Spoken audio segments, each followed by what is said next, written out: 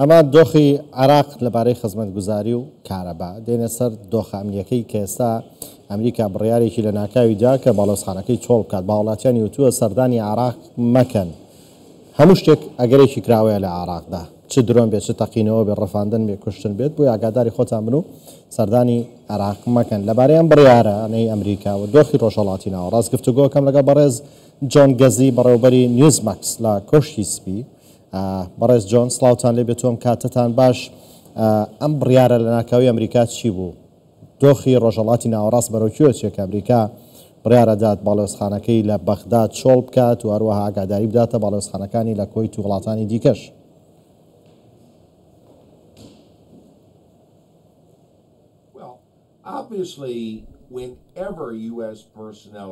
ڕوونە کاتێک هێزەکانی ئەمریکا لە هەر باڵیۆزخانێک پاشەکشە دەکەن ئەوە ڕوانینێکی ترسێ و هیوای ئاسایش دەخوازن، بەڵام ئەمە ماتای ئەوەی نیگەرانی توند هەیە لەسەر ناوچەکە. جگەلەوە گەرە ئاماژە بۆ بدەین کە سەرنجی جیهان لەسەر ئەو ناوچەیە، بۆیە من دەڵێم ئێمە لانی کەم گوێمان لە شتی زۆرتر دەبێت سەبارەت بە دۆخەکە لە ڕۆژانی داهاتوودا. کەوا بێت ئەگەری گۆڕانکاری یا تێکچوونی دۆخێ لە ڕۆژهەڵاتی ناوەڕاستە؟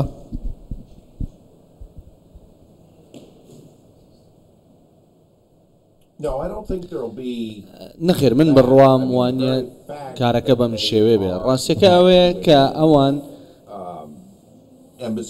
باڵیۆزخانەکە و کارمەندان باڵۆزخانەکە پاشەکشە پێ دەکەن و چۆڵ دەکەن. ئەمە ئاماژەیە ئەوەیە کە هێزەکانی ئاسایش لەوێن دەرێ ئامادە دەبن لە کاتی ڕاگواستنەکەدا، بەڵام چالاکی زیاتر لە ناوچەکەدا و لەم شوێنەدا ڕووناداتن. بڕوام وایە زۆرترین و مەترسیدارترین پێشات ئەوە دەبێت کە ئەگەر هێزەکانی سەربازی پاشەکشیان پێ بکرێت و دۆخەکە ئاڵۆستر دەبێت بەم شێوەیە.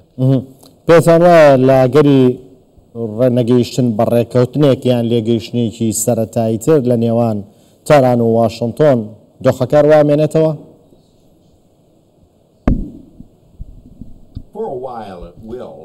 بۆ ماوەیەکی کەم بەم شێوێ دەبێت سیرکە. سەرۆک ترامپ بەردەوام دووپاتی کردووە پێشنیارزی ڕێککەوتنی کردووە لەگەڵ ئێران. هەندێک لەمانە جیاوازیەکی زۆریان نییە لە ڕێککەوتنی ئێران کە بەیەکەوە کاریان کردووە لە ژێری ئیدارەی ئۆبامادا بە پشتیوانی سەرۆک ئۆباما گەیشتونەتە ڕێککەوتن و هەروە ئەو ڕۆڵە کارایی جۆنکەری وەزیری دەرەوەکی ڕای لە ڕێککەوتنەکەدا ئەم بژاردەیەکی کەمێک هاوشێوەیان پێشکەش دەکات کە زۆر جیاواز نییە، بەڵام هەموو جارێک ئەوان ڕێککەوتنەکە ڕەتدەکەنەوە و گفتوگۆی ڕاستەقینەنی یاخود گفتوگۆکان بەو شێوێنیان. ئەمە بە ڕوونی دەبێتە هەندێک ڕوبەڕوونەوە لەم بەشەی جیهاندا، ئەمە نابێتە سپرایز ئەگەر ببینین ئیسرائیل شتێوە بگلێت.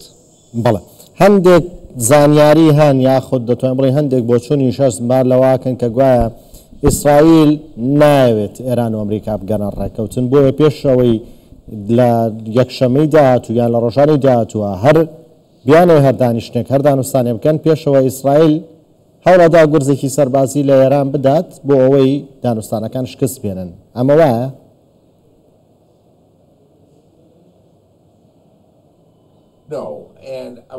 نەخێر، من ئەمەت پێ دەڵێم سەرۆک ترامپ باشترین پەیوەندی هەیە لەگەڵ ئیسرائیل لە هەر سەرکردەیەکی دیکە.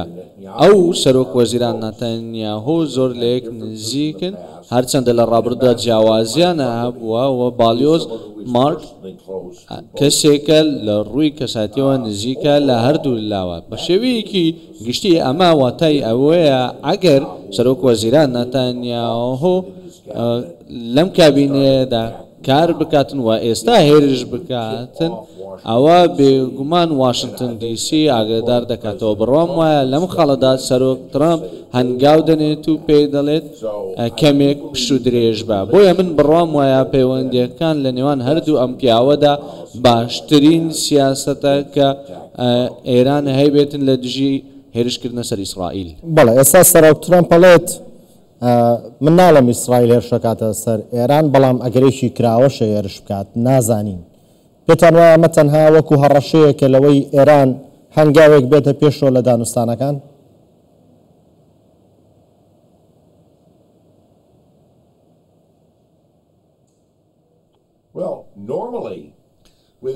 بە شێوەیەکی ئاسایی لەگەر وڵاتێکی دیکەدا هەڕەشەی هێرشێک و هێرشێکی موشەیەکی کەم دەبێت بۆ ئەوەی هەردووک بێنە سەر یاخود با بڵێن هەردووک بێنە سەر مێزی گفتوگۆ و بەجددی گفتوگۆ بکەن، بەڵام تاوەکو ئێستا ئەمەمان نەبینیوە. بە دڵنیاییەوە کسەر و ترامپ هەندێک ئاگدارکردنەوەی داوا لە ڕابردوودا سەبارەت بەم حاڵەتە و هیچ شتێک ڕووی نەداوە. من بڕوام وایە ئاگاری ئێمە بمانەوێت ئەمە ببینین کە کۆتاییەکی ئاشتیانەی هەبێت وەڵامەکە پشت بە ئێران دەبەستێت.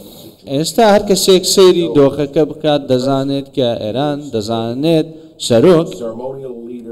سەرۆکێکە و پەرلەمانی هەڵبژێردرا و هەموو ئەمانە دەبینین کە هەموو ئەمانە پشت بە ئایەتوڵڵا دەبەستێنە. ئەمە پەیوەندی بە پەرلەمانوە نییە، پەیوەندی بە سەرۆکەوە نییە کە بڵێت با بەجددی قسە بکەین، هەموومە پەیوەندی بە ئایەتوڵڵاوە هەیە. ئەگەر پێت بڵێم ئەوەی کە هەیە ئایەتوڵڵا خامنەیی بیر دەکاتەوە کە زۆر بەجددی بیر لەمە دەکاتەوە، من پێ دەڵێم ئێران چەند نزیکە بۆ ئەوەی بگات بەڕێککەوتن.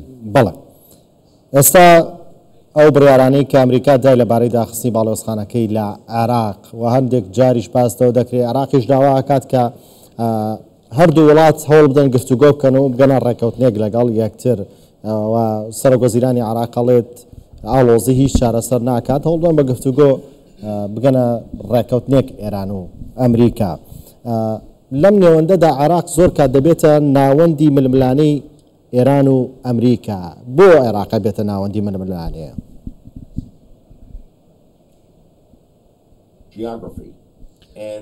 جوگرافیا وە لەبیرت بێت ئێران و عێراق جەنگێکیان کردووە کە چەند ساڵ بەردەوام بوو و ئەمە بە کشماتێک کۆتایی هات، بە وەستاندنێک کۆتایی هات. عێراق نەیتوانیوە حکوومەتێکی ڕاستەقینەی سەقامگیری هەبێت لە چەند ساڵدا. من بڕوام وانە کە تۆ بتوانێت ئەو بڕیارەتە هەبێت کە بە شێوەیەکی ڕێژت وەک ئەو بڕیارەی کە با بڵێن کاتێک جۆرج دەبلیو بۆش سەرۆک و زیاتر وڵاتێکی سەقامگیر و حکوومەتێکی بەهێزترت لە بەغدا هەبێت لەو کاتەدا.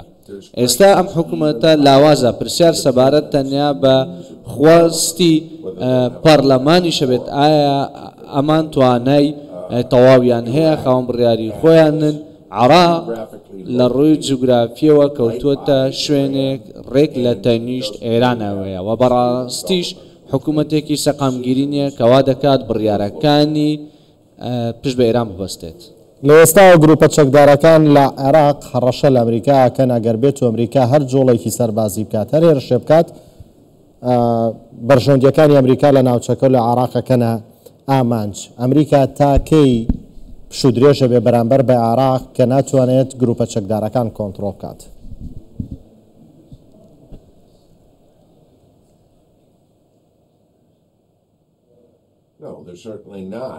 بەدڵنیایەوە بە شێوە نابێ ئەگەر بگەڕێنەوە بۆ هەڵبژاردننی پەرلەمان لە دەی ڕابردوودا بینیت پشتیوانیانی